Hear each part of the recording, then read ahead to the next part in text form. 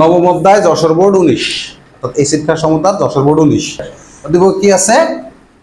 Bauxite, তারপরে চুনাপাথর, চালকোসাইট, তিনটা করি। এটা 9 এবং 10-এর অর্থাৎ নবম এবং দশম অধ্যায়ের সংমিশ্রণে একটা সৃজনশীল। যেটা এ হচ্ছে একটা ধাতু বক্সাইট, বি অন্য ধাতু যেটার আকরিক হচ্ছে চুনাপাথর, সি হচ্ছে অন্য একটা ধাতু যার আকরিক হচ্ছে চালকোসাইট। তাহলে বুঝলাম বক্সাইট কার আকরিক? অ্যালুমিনিয়ামের আকরিক। কার আকরিক? অ্যালুমিনিয়াম আকরিক বা অ্যালুমিনিয়াম অক্সাইড। ঠিক আছে। তারপরে চুনাপাথর কিসের আকরিক? চুনাপাথর হচ্ছে ক্যালসিয়ামের আকরিক। কিসের আকরিক? Calcium carbonate. চালকোসাইট, হ্যাঁ চালকোসাইট Cu2S, কপারের আকরিক নাকি চালকোসাইট। ঠিক আছে। এবার খেয়াল করি ইউনিভার্সাল ইন্ডিকেটর কাকে বলে? ইউনিভার্সাল, আচ্ছা, আমরা কোনো কিছুর পিএইচ পরিমাপ করার জন্য ইউনিভার্সাল ইন্ডিকেটর ব্যবহার করি। কি পরিমাপ করার জন্য? পিএইচ। অর্থাৎ যে সকল পদার্থ তার বর্ণ পরিবর্তনের মাধ্যমে অ্যাসিড এবং ক্ষার নির্দেশ করে তাদেরকে ইউনিভার্সাল ইন্ডিকেটর বলে। অথবা অ্যাসিড ক্ষার নির্দেশকের মিশ্রণকে ইউনিভার্সাল ইন্ডিকেটর বলে। কি বলছি? বিভিন্ন ধরনের অ্যাসিড ক্ষার নির্দেশকের মিশ্রণকে, বিভিন্ন ধরনের অ্যাসিড ক্ষার নির্দেশকের মিশ্রণকে, বিভিন্ন ধরনের অ্যাসিড ক্ষার নির্দেশকের মিশ্রণকে ইউনিভার্সাল ইন্ডিকেটর বলে। আচ্ছা, এরপর খেয়াল করেন যে ম্যাগনেসিয়াম এবং কপার সালফেট এই দুইটা জিনিস পরস্পরের সাথে বিক্রিয়া করে ম্যাগনেসিয়াম সালফেট এবং কপার তৈরি করে। ম্যাগনেসিয়াম সালফেট এবং কি তৈরি করে? কপার তৈরি করে। এখন এই বিক্রিয়ার দর্শক আয়ন কোনটি? দর্শক আয়ন কি? যে সকল আয়ন কোনো রাসায়নিক বিক্রিয়ায় অংশগ্রহণ করে কিন্তু বিক্রিয়া শেষে অপরিবর্তিত থাকে। ঠিক আছে, রাসায়নিক বিক্রিয়া অংশগ্রহণ করে কিন্তু বিক্রিয়া শেষে কি থাকে? অপরিবর্তিত থাকে। অর্থাৎ এগুলো রাসায়নিক বিক্রিয়া অংশগ্রহণ করলো, এগুলো নিজেদের বন্ধনের কোনো পরিবর্তন ঘটে না। বন্ধনের পরিবর্তন ঘটে না। আশেপাশে সকল যৌগের অর্থাৎ সকল মৌলের বা সকল যৌগের বন্ধনের পরিবর্তন ঘটে, একটা ভেঙে অন্যটা তৈরি হয়। কিন্তু দর্শক আয়ন কি করে? রাসায়নিক বিক্রিয়া অংশগ্রহণ করে ঠিক, তবে তার মধ্যকার বন্ধনের কোনো পরিবর্তন ঘটে না। রাসায়নিক বিক্রিয়া সেটা আয়ন হিসেবে থাকে, সেটা অন্য কারোর সাথে যুক্ত হয় না, বা তার মধ্যবর্তী যে বন্ধন সেই বন্ধনের কোনো পরিবর্তন ঘটে না। এই ধরনের ধর্ম যাদের থাকে তাদেরকে কি বলে? দর্শক আয়ন বলে। বুঝতে পারছেন? হ্যাঁ, এদের কি বলে? দর্শক আয়ন বলে। তাহলে যে সকল যৌগ কোনো রাসায়নিক বিক্রিয়ায় অংশগ্রহণ করে কিন্তু তার বন্ধন ঘটনার কোনো পরিবর্তন হয় না তাদেরকে বলে দর্শক আয়ন।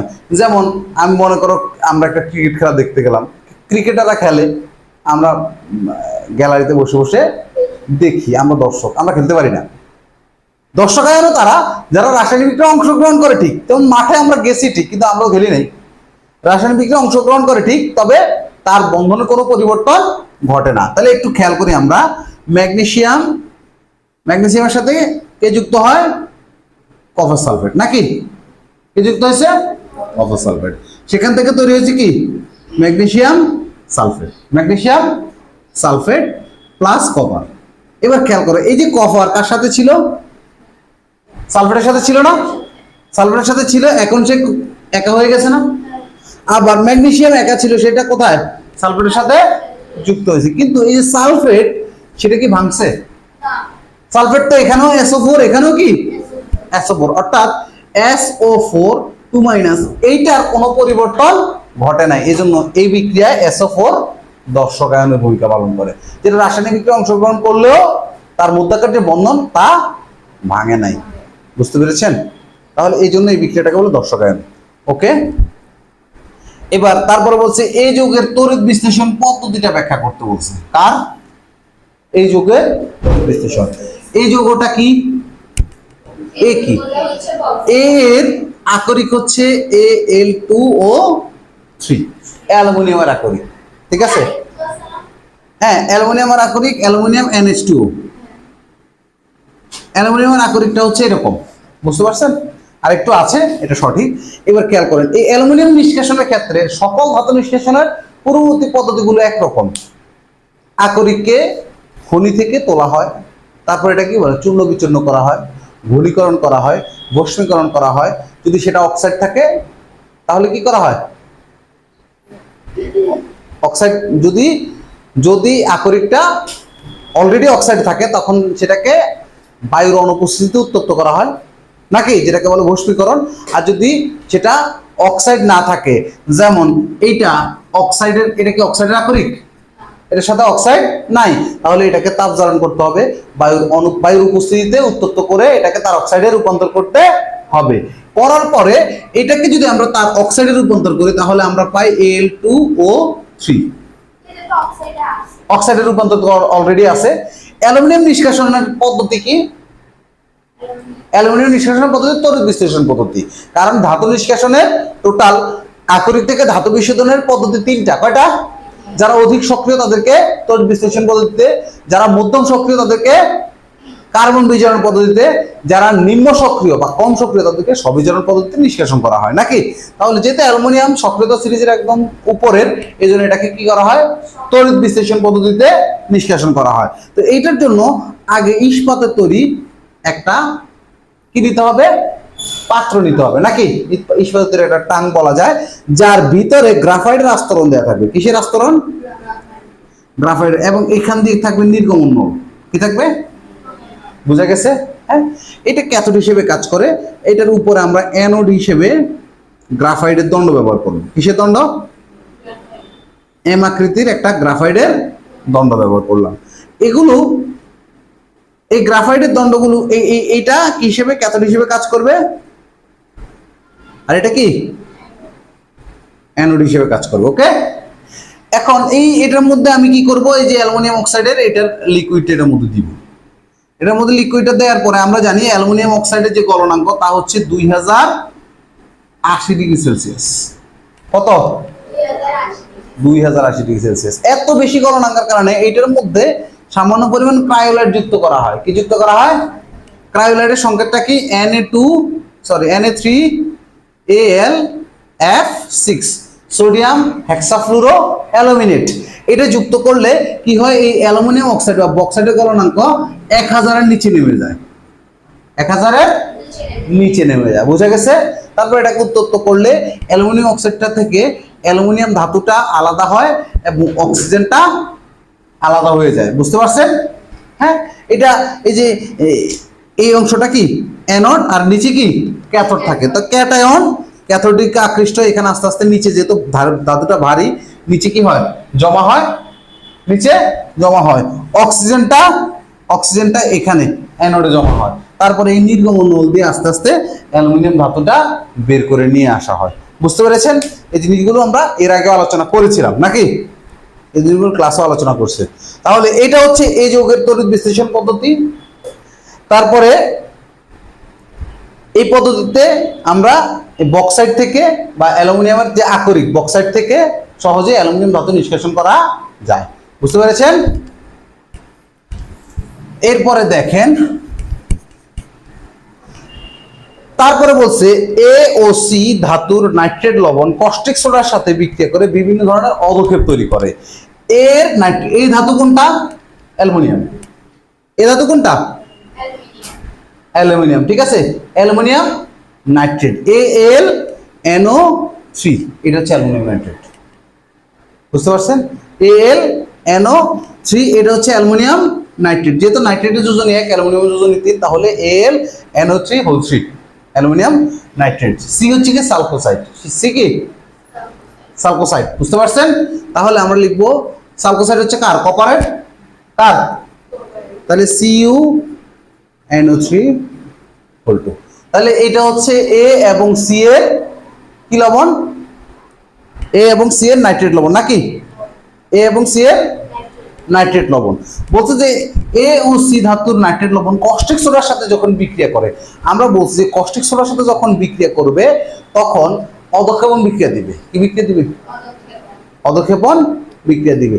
যে কোনো ধাতব নাইট্রেট লবণ, যে কোনো ধাতব লবণ, যে কোনো ধাতব লবণ কস্টিক সোডার সাথে রাসায়নিক বিক্রিয়ার মাধ্যমে বিভিন্ন বর্ণের অধক্ষেপ তৈরি করে এবং ওই বর্ণগুলো দেখে ওই ধাতুকে শনাক্ত করা যায়। বুঝতে পারছেন? যেমন এইটাকে আমি যখন কস্টিক সোডার সাথে বিক্রিয়া দিব, অ্যালুমিনিয়াম নাইট্রেটকে কস্টিক সোডার সাথে যখন বিক্রিয়া দিব, তখন যেই বর্ণের পদক্ষেপ তৈরি হবে, কপার ওই বর্ণের পদক্ষেপ তৈরি করবে না। বুঝতে পারছেন? অর্থাৎ অ্যালুমিনিয়াম নাইট্রেট কস্টিক সোডার সাথে বিক্রিয়া করে যে বর্ণের পদক্ষেপ তৈরি করে, কপার ওই বর্ণের পদক্ষেপ তৈরি করে না। বুঝতে পারছেন? অর্থাৎ বর্ণের পরিবর্তন দেখে আমরা সহজে বুঝি যে কোনটা অ্যালুমিনিয়ামের লবণ আর কোনটা কপার লবণ। এটা হচ্ছে যে অজানা কোনো লবণ থেকে তার ধাতুকে শনাক্ত করার পদ্ধতি। বুঝতে পারছেন? আমরা বলছি যে ফেরাস আয়ন যখন কোনো ফেরাস আয়ন যখন বা ফেরাস লবণ যখন কস্টিক সোডার সাথে বিক্রিয়া করে, কি লবণ? ফেরাস লবণ যখন কোনো কস্টিক সোডার সাথে বিক্রিয়া করে, তখন কোন বর্ণের পদক্ষেপ তৈরি করে? সবুজ বর্ণের। কোন বর্ণের? আর ফেরিক লবণ যখন বিক্রিয়া করে, তখন লালচে বাদামি বর্ণের পদক্ষেপ তৈরি করে। বুঝতে পারছেন? কপার নীল বর্ণের পদক্ষেপ তৈরি করে। বুঝতে পারছেন? অ্যালুমিনিয়াম সাদা বর্ণের পদক্ষেপ তৈরি করে, আর কপার নীল বর্ণের পদক্ষেপ তৈরি করে। তাহলে এ ও সি ধাতুর নাইট্রেট লবণ কস্টিক সোডার সাথে যদি রাসায়নিক বিক্রিয়ায় অংশগ্রহণ করে, তখন অ্যালুমিনিয়ামটা সাদা পদক্ষেপ দিবে আর কপার নীল বর্ণের পদক্ষেপ দিবে। বুঝতে পারছেন? তাহলে এই যে সাদা এবং নীল বর্ণের দুটো পদক্ষেপ, এই পদক্ষেপ থেকে সহজে শনাক্ত করা যাবে যে অ্যালুমিনিয়াম এটা কোন ধাতু আর এটা কোন ধাতু। যেমন তোমাকে যখন লবণ দিয়ে দিবে, দুনিয়ার যত লবণ আছে সব লবণের বর্ণ কেমন? সাদা না? সব লবণের বর্ণ কি সাদা বর্ণ। এখন তোমাকে একটা ক্যালসিয়াম লবণ দিলাম আর একটা কপার লবণ দিলাম, এখন দুটোই কি সাদা। তাহলে এখন তোমাকে বলা হয়েছে যে এটা কোন ধাতুর লবণ তোমাকে খুঁজে বের করতে হবে। তখন কি করবা? তুমি লবণের সাথে কস্টিক সোডা দিবা। কি দিবা? কস্টিক সোডা দিলে যে তোমাকে যে দুইটা, একটা ক্যালসিয়াম লবণ দিছে আর একটা কি কপার লবণ দিছে, ক্যালসিয়ামের যে লবণটা সেটার মধ্যে তুমি কস্টিক সোডা দাও, তাহলে দেখবা যে অদক্ষেপক বর্ণ সেটা সাদা। আর কপার লবণের মধ্যে যখন কস্টিক সোডা দিবা, তখন সেটা বর্ণ কি নীল। তাহলে তুমি বুঝবা যেটা নীল সেটা ছিল কপারের লবণ, আর যেটা সাদা সেটা ছিল কি ক্যালসিয়ামের লবণ, নাকি? ঠিক এখানে একই ঘটনা। অ্যালুমিনিয়াম লবণের মধ্যে কস্টিক সোডা দিলে তার মধ্যে কোন পদক্ষেপ তৈরি করে? সাদা পদক্ষেপ তৈরি করে। আর কপারের লবণের মধ্যে দিলে কি তৈরি করে? নীল বর্ণের পদক্ষেপ তৈরি করে। তাহলে আর বিক্রিয়াটা দেই, কস্টিক সোডার বিক্রিয়া।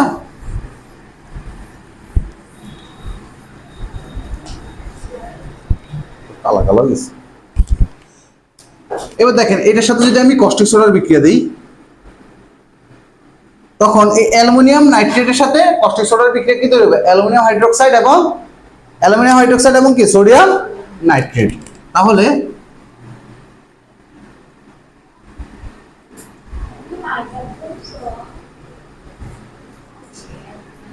এই যে এই পদক্ষেপটা, এটা অদক্ষেপণ বিক্রিয়া।